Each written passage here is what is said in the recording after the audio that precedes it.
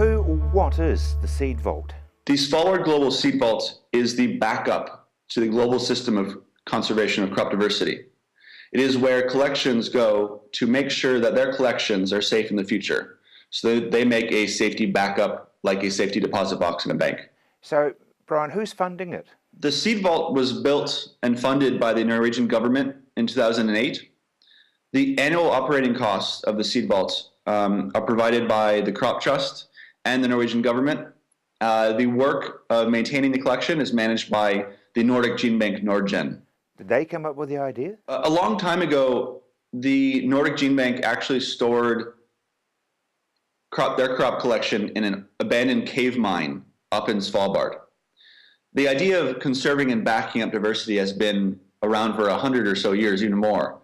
And this concept of the Seed Vault was thought about by many people, but the reason why the Seed Vault in Longyearbyen now exists is because of a man named Kerry Fowler. He was the director of the Crop Trust, and he recognized that we needed this backup. And so he approached the Norwegian government to create this Seed Vault in Norway, and that's how it all started.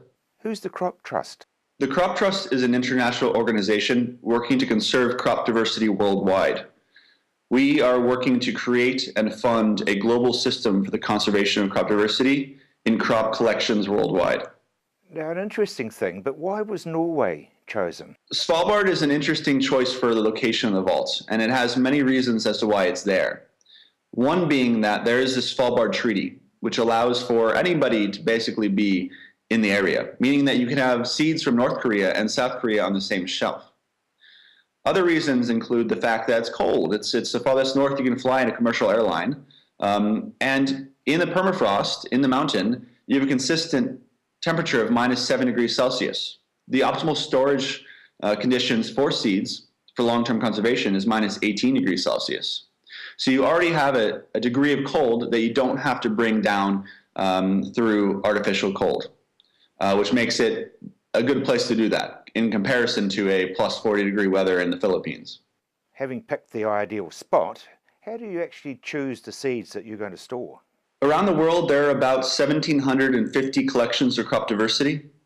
Not all of them contain unique varieties. These collections contain about 7 million varieties, but only 2 to 2.5 of these are unique. So the Seed Vault is meant to store the unique diversity of crops. So in order to deposit to the Seed Vaults, collections are required to deposit unique varieties. And these crops are only for food security. So it's only agricultural crops? There is one box in the Seed Vault that contains flora and fauna, and that is from the local Svalbard area. The rest of the collection in the Seed Vault is for agricultural crops.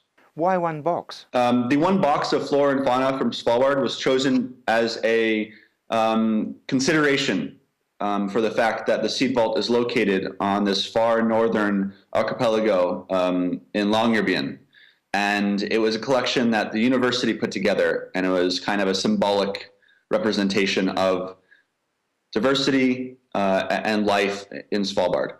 How up to date are you as far as the vault is concerned? The Seed Vault gets deposits from collections 3 times a year, and currently contains more than 830,000 different samples. Obviously, we would like to get it to the full 2 to 2.5 unique varieties in the world, but that's a long process. Now, the varieties, you've got some basic ones like rice, I guess, but what about, is there anything sort of GM?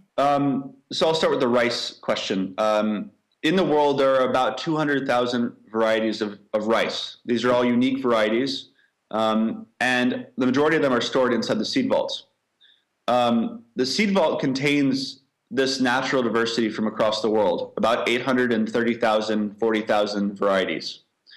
Norwegian law prohibits GM crops and food from entering their borders. So likewise, the Seed Vault does not allow GM crops. Any withdrawals been made from the bank so far? In 2015, we saw the first seed retrieval from the Seed Vault. This was a collection called the International Center for Agricultural Research in the Dry Areas, and they held their collection in Aleppo, Syria. Because of the civil strife, the collection was not able to maintain the work required of it. Collections in the world are not only meant to hold as a backup, but they're actually meant to work with scientists and breeders. They're meant to send and share the material so that we can improve agriculture for the future. They were unable in the conditions in Aleppo, Syria now, or in the past 5 years, to really do their job as effectively as possible. Now, they were doing a great job. They were still sending out shipments of seeds, with war going on. But it wasn't optimal. And so ICARDA decided that it was time for them to reestablish their collection in a different country that they can more safely resume their activities. So in September of 2015, they received about 38,000 varieties from the seed vault that they had deposited, because only those who deposit can retrieve their seeds, and brought them to Morocco and Lebanon to restart their collection. Is it a concern that there has been a withdrawal? Of course, we don't want that to happen. We don't want seeds to be withdrawn because it means something's bad happened in the world. But it proves the point that the seed vaults exist for a reason, and we need it. And it proves the point that this work is extremely important. And before the seed vaults, this work didn't get the credit it deserved. People are working on a daily basis to make sure that the food on your plate remains into the future. And the seed vault provides that safety net. What role do you see for the future? So the collections around the world are doing the actual work on a day-to-day basis. They're working with scientists and breeders to develop new crops. But as shown in Syria, things can happen. There are natural disasters, there's war, anything could happen to these collections. And the seed vault is integral in making sure that we don't lose these options for the future. Each single seed might provide a trait that can be used to adapt to a new condition, whether it's a pest and disease, drought, climate change, anything. And the seed vault provides this backup for our food security system. So what's the Crop Trust involvement? The Crop Trust is working to create this global system and fund it. We were built in 2004 to establish an endowment fund that would provide the necessary funding that these collections around the world need on a yearly basis. Because something as simple as a power outage or not paying the electricity bill can result in the loss of diversity and an extinction event. So our job is to make sure that these collections are secure. So we are working to raise money to do this. We're very happy that just this year, New Zealand made an announcement, a pledge of 2 million New Zealand dollars to the endowment.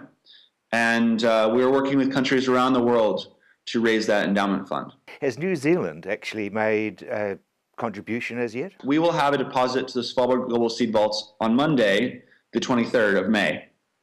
It will become the first deposit by New Zealand. The Margot Ford Germplasm Center will deposit around 700 varieties of crops. Clover and ryegrass will be deposited by New Zealand. So we're very excited to welcome the first deposit by New Zealand. So apart from Norway and New Zealand, what other countries are involved, if any? As of right now, we have 66 different institutions that have deposited to the seed vaults.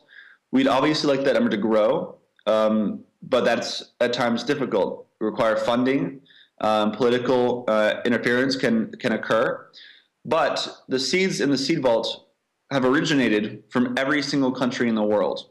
So we're getting there. What else is the Crop Trust involved in? While the Crop Trust is building this global system and working to manage and fund many of these collections around the world, we're also working to fill the gaps in the global system.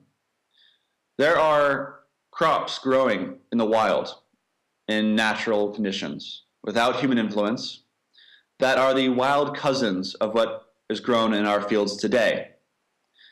These crop wild relatives contain hardy traits that we can use to adapt our agriculture to the conditions we face in the future. So through a 10-year commitment from the Norwegian government, we are collecting, conserving, and using these crop wild relatives to improve our agriculture. And we're very excited about this. We have collecting agreements with nearly 20 countries, and we will be going out over the next 2 years and collecting this diversity, storing them in collections, eventually backing them up in the seed vaults, but also providing them to breeders so that they can use them to improve agriculture, to improve the crops that we have in our fields today against the rising temperatures, pests, and diseases, which these crops in the wild naturally are protecting against. What about the United Nations? Do they have a role as far as the whole diversity is concerned? The United Nations Sustainable Development Goals actually have a target in there in Goal 2 of ending hunger.